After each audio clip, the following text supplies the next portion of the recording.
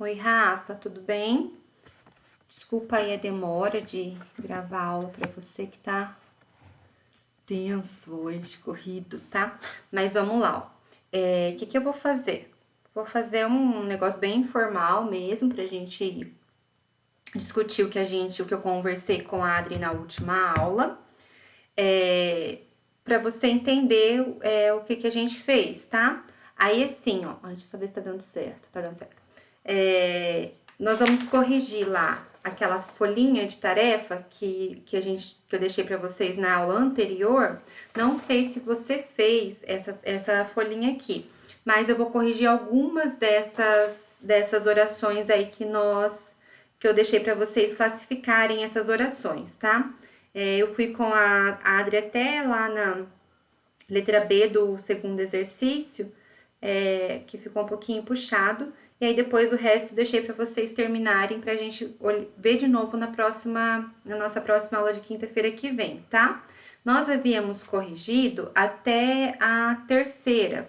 E aí a gente vai corrigir a quarta oração ali. Estou convencido de que ele é inocente, tá? Então a primeira coisa que a gente tem que fazer, que eu quero que você acompanhe aí comigo. Quais são os verbos? Então, quais são os verbos dessa oração?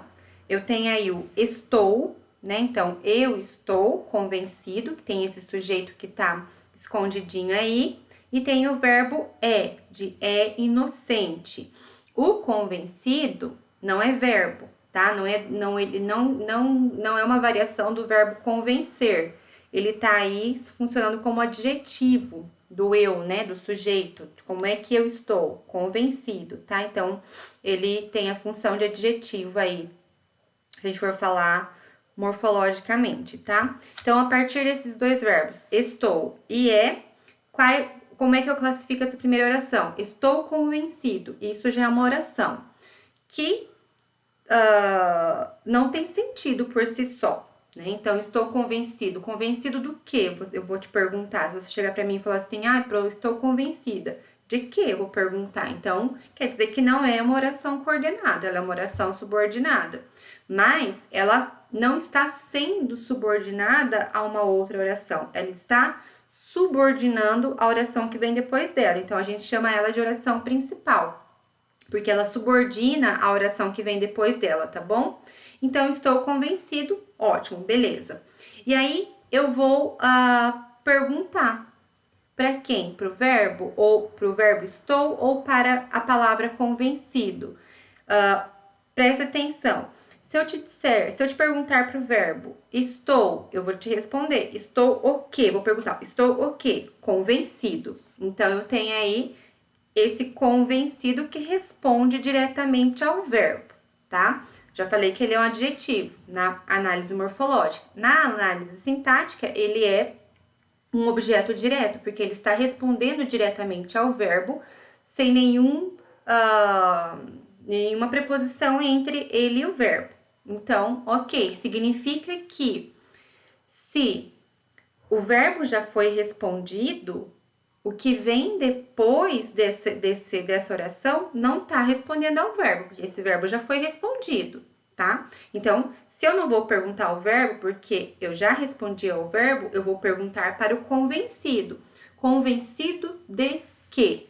E aí vai dizer, convencido de que ele é inocente. Então, se eu estou perguntando para o convencido, que é um nome, que é um adjetivo nesse momento, significa que aquilo que completa o nome é um complemento nominal. Logo, se esse complemento nominal tem um verbo aí no meio, a gente chama ela de oração completiva nominal, tá? Então, oração subordinada, substantiva, completiva nominal, beleza? Tranquilo aqui. Se você tiver dúvidas, né? Não sei se você fez ou não fez. Se você já fez, corrige. Se deu certo, ótimo. Se errou, pensa por que você errou. Se tiver dúvida, se não entendeu, aí anota aí do ladinho. Porque na semana que vem a gente vai voltar nessa folhinha de novo pra gente tirar as dúvidas e terminar de corrigir ela, tá? A próxima oração aí, próximo período que você tem aí. É importante que você colabore. Então, tenho dois verbos também, tá? O verbo é, então, do verbo ser, ele tá aí, né, começando esse período. E o colabore, né, que tem como sujeito lá o você, beleza? Então, o que eu tenho que pensar? Quando eu tenho um verbo, esse verbo tem que ter um sujeito, para começo de conversa. E aí, a primeira coisa que eu vou perguntar para esse é importante. O que é importante o seu verbo? E aí, eu já sei a resposta, que você colabore. Se o que você colabore responde ao que eu perguntei ao verbo, significa que isso é o sujeito desse verbo, tá? Então, o verbo tem sujeito dado aí? Assim, né, claramente? Não. O que é que funciona como sujeito desse verbo? Todo o resto da oração. Então, se a gente for organizar essa oração na norma padrão, né, da língua portuguesa, a gente tem sujeito, verbo, complemento. Como eu tenho uma oração começando com o verbo, significa que ela está desorganizada. Vamos colocar isso no lugar certo. Vamos procurar um sujeito, colocar antes do verbo e pegar o complemento e colocar depois do verbo. Então, se a gente reorganizar isso, como é que fica? Que você colabore é importante. Logo, eu tenho aí o você colabore como sujeito do verbo tá? E aí, ela é só sujeito? Não, ela é uma oração que funciona como sujeito, porque ela tem um verbo ali no meio, tá? Então, se ela tem um verbo que funciona, né, e funciona como sujeito, então ela é uma subjetiva, oração subordinada, substantiva subjetiva, tá? E aí, o que vai te acender uma luzinha em relação a essa oração subjetiva que é a mais chata que nós temos, né? É porque você tá vendo ali uma oração, um período começando com um verbo em terceira pessoa no presente. Então, por exemplo, quando uma oração começa com a terceira pessoa, o período começa com a terceira pessoa, você vai ter duas alternativas, né? Como eu falei para a Adri. Na prova do concurso de vocês, infelizmente, não vai aparecer desse jeito assim, tão bonitinho, né? Isso vai aparecer dentro de um texto. E aí, o que é que vai acontecer? Tem um ponto final ali, e tem um tem um percebe, qualquer verbo que esteja na terceira pessoa do singular ou do plural, você vai acender uma luz. Bem, quem é o sujeito desse verbo? Não tem nada antes dele, ele já tá na terceira pessoa, porque, tipo assim, se é o verbo sou começando um período, tá bom, sou. A gente tem o eu, né? Agora, se eu tenho um verbo em terceira pessoa, eu tenho que descobrir quem que é esse sujeito. Aí eu vou voltar no texto, né? Vou lá no começo, reler esse texto, procurar se eu acho quem é o sujeito desse verbo. Bem, o verbo tá aqui no meio do texto, começando um período. Eu li de novo esse texto e ele não encontrei esse sujeito ali, significa que esse sujeito está depois dele, porque não existe verbo sem sujeito, concorda?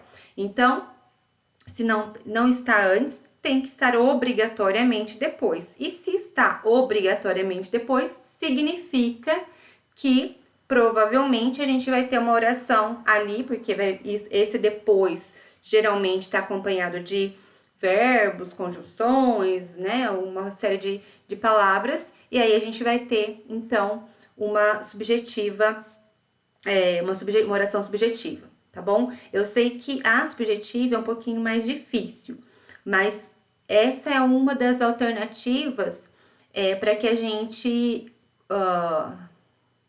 consiga encontrar ela, né? A gente consiga reconhecer ela. Como a prova de vocês é por A, B, C, D e E, vocês vão ir por eliminatória. Viu um verbinho ali, você precisa analisar essa oração que começa com um período que começa com o verbo na terceira pessoa, já circula ele e já procura A, B, C e D. Tem alguma que fala sobre subjetiva?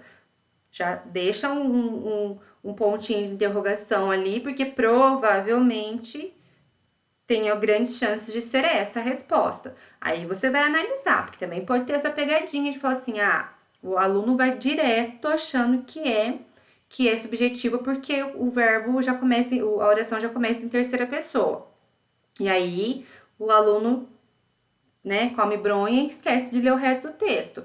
Deixa ali, stand-by, lê o texto. Achei o sujeito desse verbo. Esse verbo tá retomando o José, falando que o José é um cara muito legal. Não, mas o José tá lá em cima. Então beleza. Então você já sabe que já tem um sujeito dado. Não achou o sujeito? Aí você pode analisar com mais amor no coração, porque muito provável será uma subjetiva, tá? Beleza.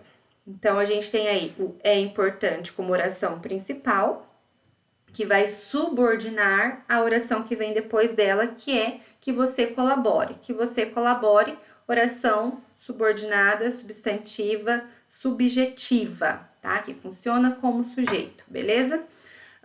Cadê? A próxima.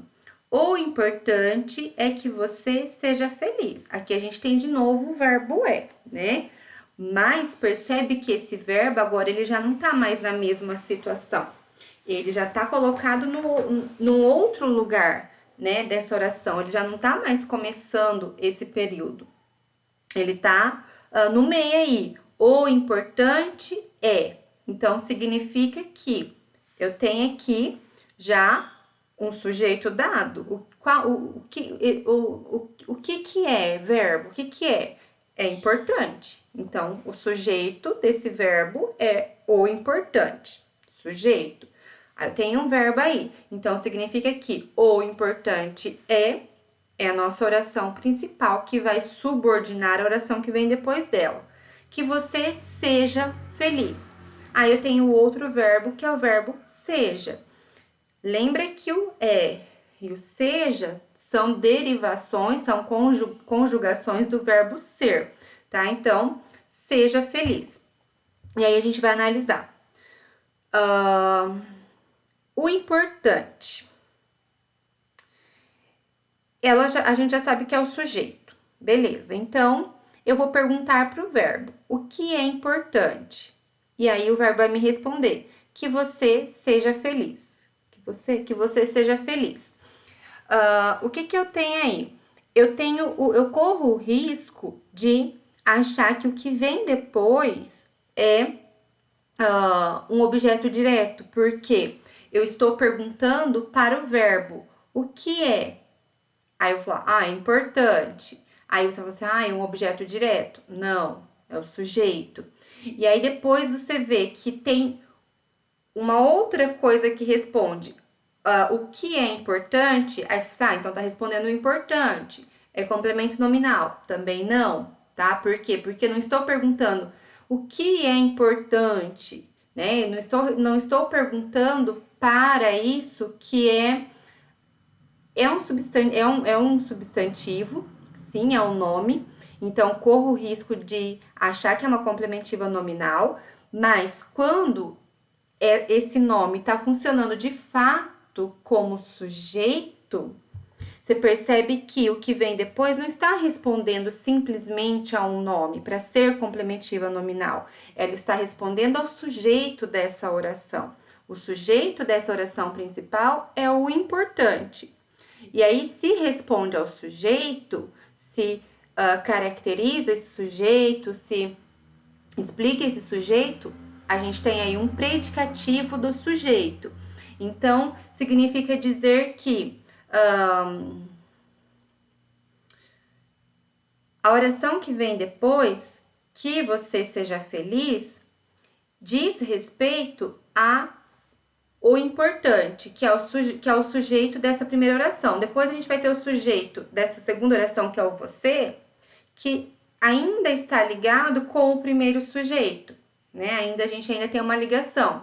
Porque se a gente pensar, por exemplo, que esse você é você, Rafa, né? Então, você, Rafa, o que é que eu quero para você, Rafa? Eu quero que você seja feliz. Então, que você seja feliz é o que eu desejo para você. mas não é o que você realmente é, tá? Então, não pode ser um predicativo, porque você ainda não é. Agora, quando eu digo que é importante que você seja feliz, aí é diferente, porque eu falo assim, ó, isso é de fato importante. Mesmo que você ainda não seja feliz, isso é de fato importante, tá? Então, a gente tem que entender, em primeiro lugar, analisar nesse caso, sempre, né? Não só nesse, mas em todos, olhar para o verbo, procurar quem é o sujeito desse verbo, procurar qual é o complemento desse verbo para perceber se o que vem depois responde ao verbo, se responde ao complemento verbal, se responde ao sujeito, para que a gente consiga entender que tipo de oração é essa, tá? Agora você vai perceber que eu repeti várias vezes uma palavrinha aí, que a palavrinha é. Rafa, é importante que você seja isso. Você ainda não é, mas é importante que você seja feliz. Embora você ainda não é feliz, eu gostaria que você fosse feliz. Então, percebe que esse verbo ser, que é um verbo de ligação, tá sempre no meio aí dessa minha fala, porque ele é uma outra luz que acende na nossa cabeça, tá? Então, o verbo ser, ele é um verbo de ligação. Quando a gente tem o verbo ser no meio de uma oração, então ligando essa primeira oração a essa segunda oração, eu tenho 99% de chances de que o que vem depois seja o predicativo, tá? Algumas pessoas dizem que só existe predicativo quando existe verbo de ligação. Há algumas exceções a essa regra, tá? Então, isso talvez caia em alguma prova, em algum lugar, né? E como pegadinha, né? Então, existe predicativo, existe oração predicativa, mesmo sem aparecer verbo de ligação aí. Óbvio, o verbo de ligação é o nosso maior indicador de predicativo, porque tá caracterizando, percebe que caracteriza? Ele é bonito. Olha o verbo de ligação. Eu sou feliz. Olha o verbo de ligação. Deixa eu pensar uma outra oração.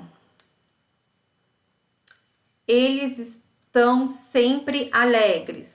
Olha o verbo estar, que é um verbo de ligação. Eles estão sempre alegres. Então, percebe que esses verbos, o ser e o estar, que são os verbos de ligação, eles caracterizam, eles dão forma, eles dão característica a esse sujeito. Então, 99% das vezes que a gente tiver, né, um predicativo do sujeito, ele vai estar depois de um verbo de ligação, tá? Então, não sei se ficou claro para você, mas se não ficou, pergunta depois, tá? Na aula, que é estranho explicar assim sem vocês estarem me perguntando. Então, a gente tem aí a primeira oração, que é a oração, o importante é oração principal, e que você seja feliz, oração subordinada, substantiva, predicativa, tá? Porque está caracterizando o importante, que é o sujeito da nossa primeira oração. Beleza?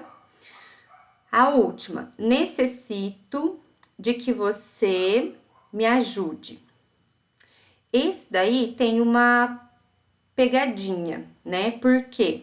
Porque eu passei uma tabelinha de preposições para vocês e é importante que vocês meio que decorem o que é preposição, quais palavras são preposição, e porque isso vai ser importante também quando a gente for ver concordância nominal. Então, no nosso dia a dia, né, tipo, na linguagem oral, coloquial e pelo modo como o brasileiro fala, nós não fazemos concordâncias nominais, muito pouco. Então, quando eu falo assim, necessito, necessito que você venha aqui. Olha como que eu tô dizendo. Meninas, Rafa, necessito que você venha para aula na semana que vem. Percebe que eu não estou fazendo a concordância correta? Eu estou falando necessito que, mas o necessito, ele precisa de uma preposição. Necessito de alguma coisa. Eu não necessito alguma coisa, eu necessito de alguma coisa. Então, a gente tem que conhecer um pouquinho, assim, basicamente, né? Pelo menos as regras mais usuais das concordâncias nominais para que a gente consiga analisar, por exemplo, esse tipo de oração, tá? Porque eu tenho aí necessito o verbo, e aí necessito, quem é o sujeito desse verbo? É o eu, tá conjugado em primeira pessoa, então eu necessito, esse eu não aparece aí, tá escondidinho, mas ele tem um sujeito, tá? E aí a oração já acabou aí, já tem um sujeito, mesmo que esteja oculto, e um verbo, ok? Acabou a oração aí. Necessito. Oração principal de uma outra subordinada que vem depois dela. De que você me ajude. E aí, nesse caso aqui, eu vou perguntar para quem? Para o verbo. Necessito. Aí eu vou falar verbo, necessito do quê? E aí, o que vem depois responde. Necessito de tal coisa. Necessito de que você me ajude. Tem o verbo ajudar lá no final, que é o verbo da segunda oração. Aí percebe que eu tenho uma pergunta ao verbo, diretamente ao verbo, que não envolve sujeito, que não envolve complemento, que não envolve nada. Eu estou perguntando diretamente ao verbo e o que vem depois responde diretamente a esse verbo. O que responde ao verbo de forma direta vai ser ou o objeto direto ou o objeto indireto quando tiver essa preposição. Logo, se eu estou dizendo necessito de que, necessito de tal coisa, o que vem depois desse verbo é um objeto indireto, tá? Mas se tem verbo, é uma oração objetiva indireta. Então, essa segunda oração, oração subordinada, substantiva, objetiva, indireta. Beleza? Eu acho que as objetivas diretas e indiretas são as mais tranquilinhas, assim, para nós, né? E claro, depois as apositivas também, que é mamão com açúcar, tá? Mas, por enquanto, é isso. Vamos corrigir a A, B desse segundo exercício, e aí vocês farão a C e a D, e o exercício posterior pra gente corrigir na semana que vem, tá? Eu vou ler pra você, pra gente aí, Rafa, o exercício. Eu coloquei um já de exemplo aí dentro da caixinha, mas só pra ver se vocês realmente entenderam, tá? Você realmente entendeu. Então, vamos lá. Nos itens a seguir, são apresentadas orações principais de possíveis períodos compostos. Então, quer dizer, eu coloquei a oração principal, certo? E coloquei 3 pontinhos. Essa oração principal, ela precisa de um resto, de uma outra oração que venha depois dela.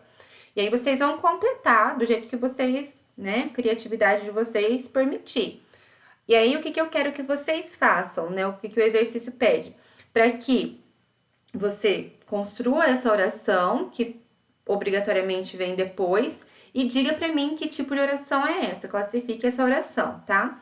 Então, a primeira coisa, observe a estrutura sintática da oração principal, sujeito, verbo, complemento. Eu já dei a oração principal desse jeitinho aí, padrão, sujeito, verbo, complemento. A gente sabe que nem sempre ela vai aparecer assim, tá? Falei pra Adri, vou falar pra você. Depois, com o tempo, a gente vai percebendo, a gente vai fazer exercícios mais difíceis, a gente vai pegar os exercícios da UFPR pra fazer, pra analisar. E aí a gente vai perceber que, né, que o negócio não é assim tão redondinho, tão bonitinho como tá aqui. Mas a gente tem que começar de algum lugar, tá? Começar do fácil para depois ir pro difícil. E determine o que lhe falta. Segundo, lembrando que a oração subordinada substantiva tem a função do termo faltante na principal, dê a classificação que necessariamente completaria a frase. Então, no exemplo que eu coloquei aí, em entrevista aos jornais, o prefeito declarou que, e aí você vai completar. Declarou que será necessário quarentena. Então, ó, declarou que será necessário quarentena. Já tem o verbo aí, será, ok? Beleza. Em entrevista aos jornais, percebe que ele está com uma vírgula ali? O que significa dizer que eu tenho aí um adjunto adverbial deslocado. Por que ele está deslocado? Por que ele está entre vírgulas? Porque, olha, eu poderia falar assim: o prefeito declarou que será necessário quarentena, vírgula, em entrevista. Ele vai lá para o final da frase, não vai mudar nada, tá? Então, significa que se ele é um adjunto, ele é um termo acessório. Ele não vai entrar na minha análise nesse momento, porque a gente ainda não está falando de termos acessórios, tá? A gente está falando de termos essenciais. Então, ignora ele, faz de conta que ele não está aí, né? Vai lá olhar o sujeito e o verbo que eu tenho. Eu tenho como sujeito o prefeito e o verbo declarou, ok?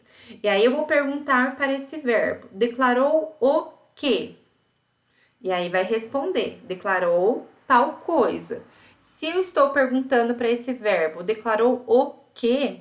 E esse o que vem aí depois sem preposição, significa que o que vem depois desse verbo, respondendo diretamente a esse verbo, é um objeto direto ou objeto indireto.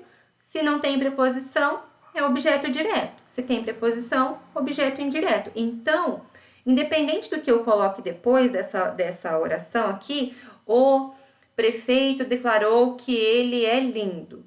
O prefeito declarou que vai pôr fogo na cidade. O prefeito declarou que vai renunciar. O prefeito, não importa o que eu diga depois, vai ser sempre um objeto direto. Por quê? Porque ele está sendo subordinado pelo verbo declarar, tá? Pelo verbo da oração principal. Então, independente do que eu coloque depois, está sendo subordinado, e que for subordinado neste momento a esse verbo, vai ser um objeto direto, ok? Espero que você tenha entendido. Letra A, então. Durante o incêndio, a maior preocupação dos bombeiros era que... Completa aí esse era que. Era que todos ficassem bem. Foi o que eu completei aqui na minha. Ai, eu tô morrendo. Eu caí, né, gente? Oh, meu Deus. Então, foi o que eu completei aqui na minha. Olha lá. Viu uma vírgula ali? Durante o incêndio? Significa que tem uma vírgula ali, que isso é um termo acessório, né? Muito provavelmente. Ele faz parte de... Ele é sujeito? Não. Ele é verbo? Não. Ele é complemento verbal? Complemento nominal? Tá caracterizando o sujeito? Não. Então, é adjunto, adverbial e não faz parte dos termos que a gente vai analisar nesse momento. Então, termo acessório, ignora, faz de conta que ele não tá ali e vai procurar o verbo. O verbo era. Ok. Aí eu vou pensar, quem é o sujeito desse verbo? Era. O que era? Quem era verbo? Quem era? Quem era? A maior preocupação dos bombeiros. Então, tudo isto, a maior preocupação dos bombeiros é sujeito do verbo era, tá? E aí, era o quê? Olha o verbo era. Que verbo é esse? Ele não é o verbo ser? Ele não é o verbo de ligação? Se é um verbo de ligação, a primeira coisa que vai acender na minha cabecinha vai ser predicativo. Mas, vamos pensar, vamos analisar. Ok, era o quê? Aí, se eu pensar, era que todos se salvassem. Tá bom, mas será que eu posso dizer que é um objeto direto? Porque tá respondendo era o quê? Era que todos se salvassem? Corro o risco de fazer isso. Poderia dizer que sim, se eu não tomasse mais atenção.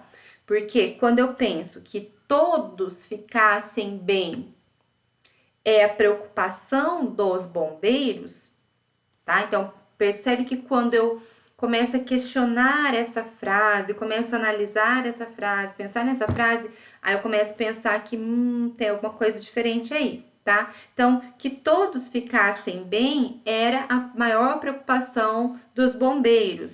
A maior preocupação dos bombeiros era que todos ficassem bem.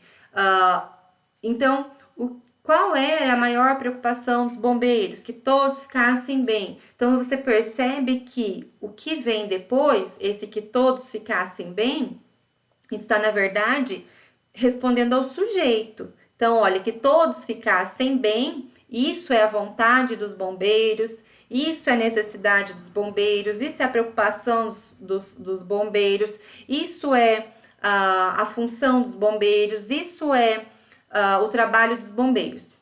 Percebe que em todas essas orações eu uso sempre o verbo é, sempre o verbo ser, ou era, ou é, ou foi, ou seja, vai ser sempre o verbo ser, que é um verbo de ligação. Então, a gente tem alguma coisa aí que está caracterizando esse sujeito, que está respondendo a esse sujeito, logo é uma oração predicativa, tá? Então, independente do que você coloque depois disso, também vai ser uma oração predicativa.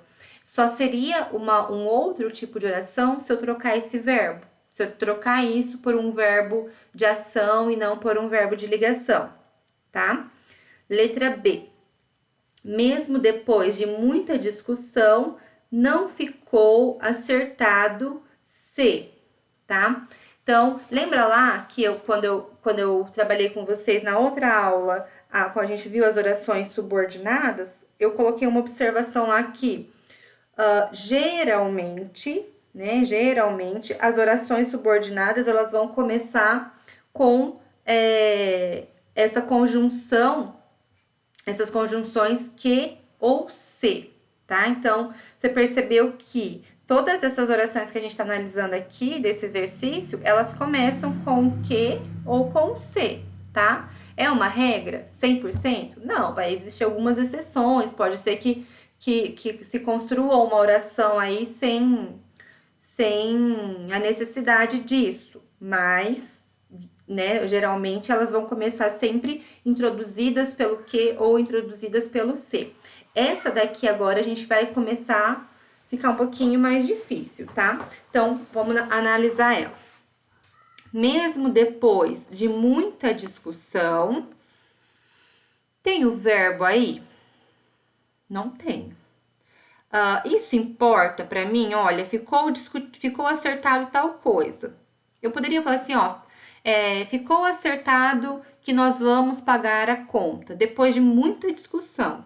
Pode ir para o final? Pode. Faz diferença se discutiu, se não discutiu? Não. É sujeito? Não. O que significa que é um termo acessório. Então, não vai entrar aqui na minha análise neste momento, tá? Depois a gente vai ver os termos acessórios e a gente vai começar a analisar eles também, tá? Mas aqui a gente vai ignorar, porque a gente tá fazendo uma análise sintática da oração, dos termos essenciais da oração. Beleza. Aí eu tenho o verbo ficou. Olha para esse verbo. O que ficou? O que ficou? Quem é o sujeito? Acertado. Acertado, ficou que pagaríamos a conta. Beleza. Mas esse verbo, ele está depois do acertado? Ou ele está antes do acertado? Ele está antes. Então, significa que essa oração já começa aí com um verbo em terceira pessoa. Ah, prof, mas e o não? O não é termo essencial? É um advérbio de negação, termo acessório. Então, eu risco ele. Faço de conta que ele não tá aí, tá? Neste momento. E aí, a minha oração vai, de fato, começar no ficou acertado. Se a oração está começando aí no ficou acertado, e se antes disso, antes desse verbo, eu não achei o sujeito, e o sujeito está em terceira pessoa, significa que o sujeito está depois. Se o sujeito está depois, é porque eu tenho alguma coisa que vai vir depois desse verbo que vai funcionar como sujeito dele, tá? E isso é uma regra para que tipo de oração? Para as orações subjetivas, tá? Então, ficou acertado que eu vou pagar a conta. Ficou acertado que nos encontraremos amanhã. Ficou acertado, qualquer coisa que eu coloque aí vai estar respondendo, vai estar funcionando como sujeito desse verbo estou, tá? Então, logo vai ser uma oração subjetiva, qualquer uma que venha depois. ok? Rafa, eu sei que as subjetivas são ainda as mais complicadinhas para vocês e para qualquer ser humano normal, tá? Então, fica tranquila, se você não entendeu essas duas subjetivas que a gente viu na aula de hoje, põe um asterístico e na semana que vem a gente volta nelas, a gente ainda vai voltar nessas orações zilhões de vezes até acabar as nossas aulas, tá? Nós temos aí 7 semanas para o concurso, se tudo der certo, tá bom? Rafa, aí assim, ó, então isso daqui vai ficar de tarefinha, deixa eu ver se... Vai ficar de tarefinha, para vocês terminarem e me trazerem semana que vem a gente discutir. E se você já fez, tenta agora olhar de novo, né, o que você já fez para perceber se você consegue ver se realmente acertou, se você fez errado, né, para ver se você consegue se autocorrigir, belezinha? Eu mandei aí para você pela Adri um materialzinho de orações adjetivas que nós não começamos ainda, tá? Nós vamos começar na próxima semana. Mas eu mandei esse textinho aqui junto, ó, um texto para vocês também. E aí eu discuti com a Adri esse texto aqui, que nós vamos usar ele na semana que vem de novo. Tragam todo esse material, porque nós vamos usar tudo de novo. Nunca mais vocês vão deixar de ouvir falar de orações coordenadas, nem subordinadas, nem nada, tá? Então, tudo que eu tô usando a gente vai reutilizar. Mas eu vou começar também, que eu fiz só o primeiro parágrafo com a Adri, tá? E na semana que vem a gente termina. Mas eu vou usar esse texto agora para discutir um pouquinho com você o edital do concurso. Lembra que vocês me pediram para ler o edital e ver o que eu achava? Achei maravilhoso. Simples assim, tá? É muito parecido mesmo, assim, não muda praticamente nada da prova de vestibular, então o que me leva a acreditar que a prova do concurso vai ser muito parecida com a do vestibular, o que é bom, porque pelo menos a gente tem um norte, tá? E eu vou meio que discutir com você rapidinho esses tópicos para você entender o que é que vai ser cobrado e vou fazer um exercício tipo de rapidinho só para você entender de que maneira que a gente vai aplicar isso que tá aqui, isso que tá aqui e tudo que a gente já viu até agora e tudo que a gente ainda vai ver em textos assim, ó, um texto que é tipo o texto que a universidade vai dar, né? Um texto inteiro, não em frases soltas, tá? O tópico número 1 aí fala sobre a apreensão do significado global dos textos. O que é isso? Interpretação textual. Simples. E todo o resto que vem depois no edital tá amarrado a essa interpretação global do texto, tá? Tópico 2. Estabelecimento de relações intratextuais e intertextuais. Preciso que você esteja com o texto na mão e que eu já vou discutindo ele ao longo, tá? Da explicação aqui. O que é uma relação intratextual? É uma relação dos elementos que estão dentro do próprio texto. Então, quando eu pego aqui esse texto aqui, ele faz relações entre, né, aqui dentro. A gente tem relações, a gente tem anáforas, a gente tem catáforas, a gente tem os deíticos. Aí eu vou olhar aqui, por exemplo, lá no terceiro parágrafo. Começa com apoiamos. Apoiamos a intervenção. Quem é esse nós desse verbo apoiamos? Quem é que ele está retomando? Está retomando alguém? Porque não tem esse nós dado. Aí eu vou voltar no texto e vou saber que são os moradores da comunidade. Isso é uma relação intratextual. Ótimo. Então, interpretação do texto. Quando a gente fala em intertextual, é aquilo que está fora do texto. Então, que tipo de relações eu consigo fazer com o que está fora do texto? Aí eu preciso de ter conhecimento global, conhecimento de mundo, né? Então, eu dei esse exemplo para a Adri. Eu tenho aqui uma caneca. Aí eu tenho uma criança com um cachorro e uma flor, certo? Mas essa criança é uma criança... Por que ela tá com essa coroa? Né? Então, se eu não souber do que se trata isso daqui, o que é isso daqui, se eu não reconhecer essa frase que tá aqui, eu vou falar, uma criança com uma coroa. Mas será que é só isso? Não, eu sei que é a representação do Pequeno Príncipe, porque eu conheço a obra, ok? Mas por que ele tá sentado, eles estão sentados de costas para nós? Por que eles não estão sentados aqui, olhando para quem vai usar a caneca? Qual é o significado? Qual é o sentido disso?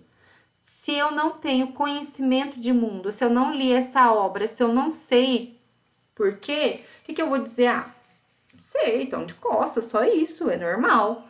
Mas, conhecendo a obra, eu vou fazer uma relação intertextual, né? Vou relacionar isso daqui, que é um texto, com aquilo que eu sei da obra. Eu sei que eles estão de costas, porque eles estão olhando o pôr do sol, que para eles é mais importante do que aquilo que é visível aos nossos olhos, né? Melhor olhar pôr do sol, que tem mais valor para o Pequeno Príncipe, para a raposa e para a rosa, do que olhar para nós, que somos coisas materiais, tá? Então, isso são relações intertextuais e, óbvio, a UFPR cobra bastante esse tipo de relação nas questões, tá?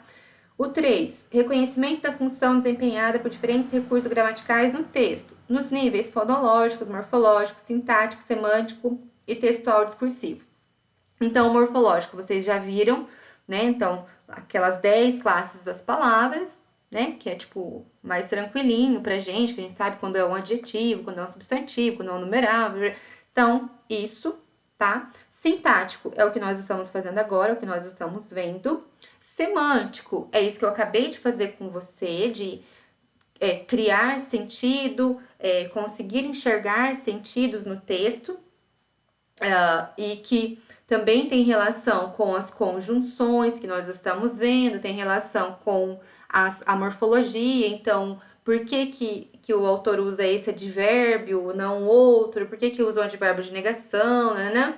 Então, isso, semântica de sentido, saber dar sentido a essas palavras. E fonológico, que não sei se vocês já viram, a Adri disse pra mim que não, que é, né, a sonoridade textual. Então, a UFPR cobra bastante, por exemplo, interpretação de poemas, de trecho de músicas. E aí, a gente tem que conhecer um pouquinho sobre cacofonia, sobre aliteração, né, que é essa batida das rimas, essa repetição sempre de vogais abertas e vogais fechadas, para dar sonoridade ao texto, né? Se a gente pegar o poema Havia uma pedra no meio do caminho, né?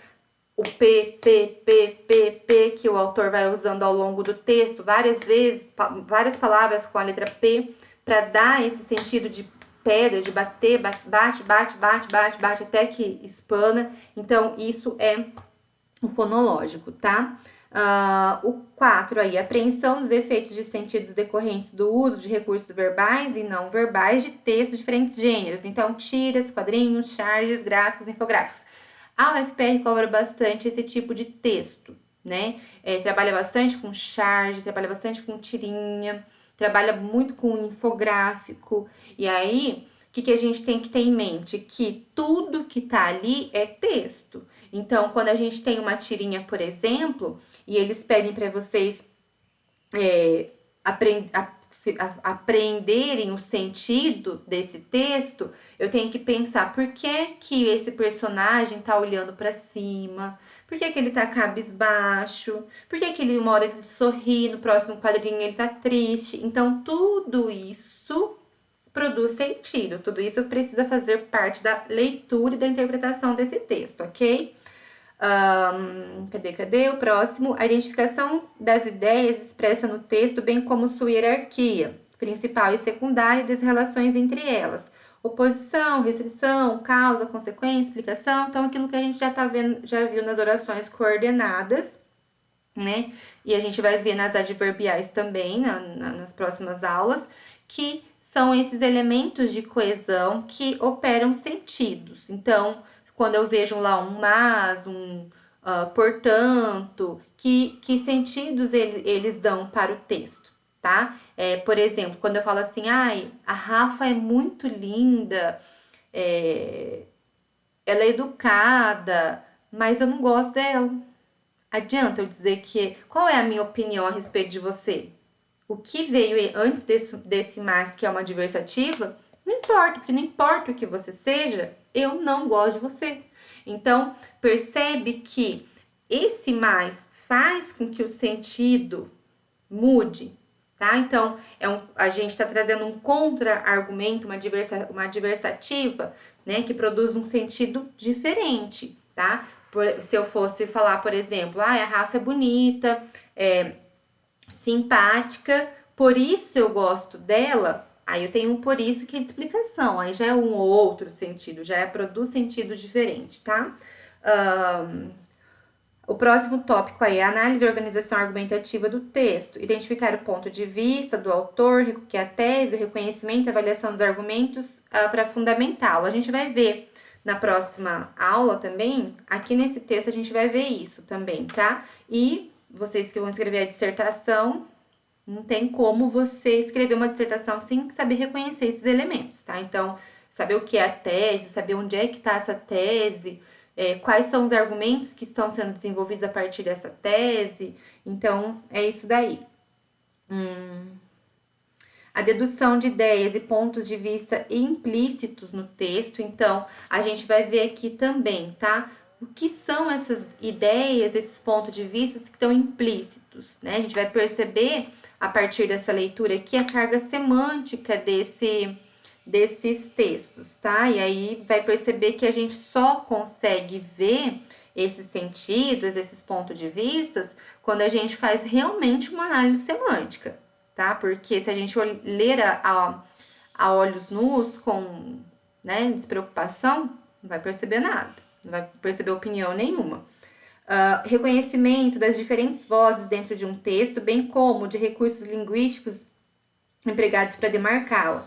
Então, ou seja, é um discurso direto, é um discurso indireto, quando faz citação de alguém, né? Quando usa entre aspas, quando usa travessão, se é um discurso indireto livre, né? Se é o pensamento daquele narrador, daquele narrador, né? O discurso indireto livre geralmente acontece nas narrativas. Então eu tenho que identificar, olha, até essa parte do texto era o que o João estava falando. Agora ele está falando o que o Pedro falou. E depois já é a opinião da Maria. Então eu tenho que saber identificar a quem está falando em cada momento desse texto, tá? O outro, reconhecimento da posição do autor frente às informações apresentadas no texto, fato, opinião, sério ou ridículo, concordância ou discordância, bem como os recursos linguísticos indicados para essas avaliações. Aí, advérbios, adjetivos, figuras de linguagem, as ironias, as metáforas. Então, tudo isso que a gente vai ter que ainda pincelar um pouquinho, né? A gente está começando pela análise sintática, mas ela é um dos passos que a gente tem que dar para fazer a análise textual e discursiva como um todo, tá? Para fazer a análise semântica como um todo. Então, a gente ainda vai ter que voltar nos advérbios, nos adjetivos, a gente vai ter que ver pelo menos um pouquinho das figuras de linguagem para entender quando isso é uma ironia, por que é que o autor usa essa metáfora, né? Então, né, que sentido isso produz dentro desse texto. Identificação de significado de palavras, expressões, estruturas frasais em determinados contextos. Então, por exemplo, agora a gente viu ali no exercício que a gente está fazendo que às vezes que o autor não usa exatamente esse padrão, sujeito, verbo e complemento. E quando ele troca essas coisas de lugar, por que ele está fazendo essa troca? O que é que ele quer? Ele quer chamar nossa atenção para o quê quando ele faz essa troca? Porque aí quando ele faz isso, a gente percebe, a gente tem que ter uma leitura mais atenta para entender quem é esse sujeito, que sentido esse verbo produz e tudo mais. Então, Se o autor faz essa mudança, né, esse deslocamento dentro do texto, ele está querendo chamar atenção para alguma coisa. E eu tenho que saber identificar para que é que ele está chamando atenção. Próximo. A identificação dos recursos coesivos do texto, expressões, formas pronominais, relatores e das relações de sentido que estabelece. Então, as anáforas, as catáforas, os deíticos, né? Então, por exemplo, para não ter que ficar repetindo sempre o sujeito, eu vou fazer elipse, ou eu vou retomar ele por um sinônimo, ou eu vou fazer um chamamento para ele diferente, para apontar aquilo que eu vou falar depois, eu vou usar os pronomes lá, esta, isto, né? Então, esse tipo de relação coesiva, da qual ele fala aqui, que a gente, né, precisa ver também um pouquinho, né?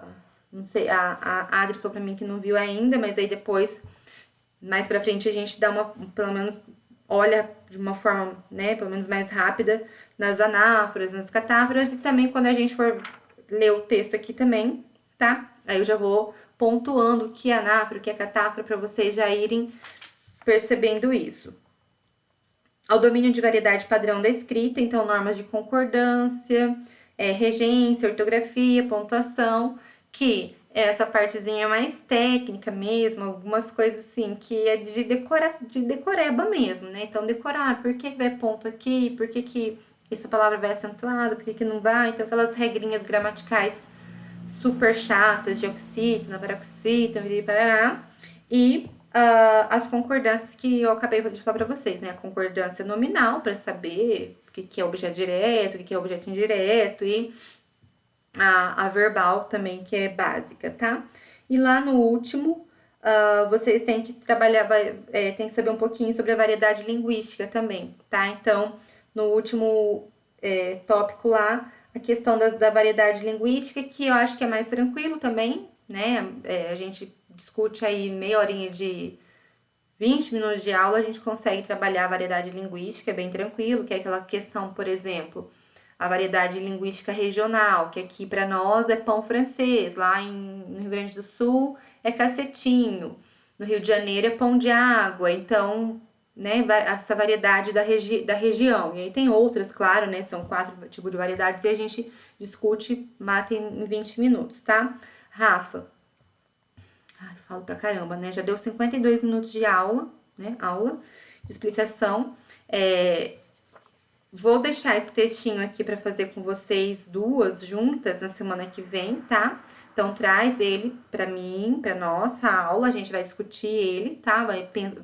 E a gente vai discutir ele para trabalhar as subordinadas, ainda voltar nas subordinadas, as substantivas, as adjetivas, tá? Que a gente vai ver na próxima aula. E aí a gente vai discutir todos esses elementos aqui que estão dentro aqui todos não, né? Mas pelo menos a maioria deles que estão aqui a partir desse texto aqui, tá? Nossa primeira brincadeirinha com o texto inteiro. Aí depois a gente começa a brincadeira de gente grande.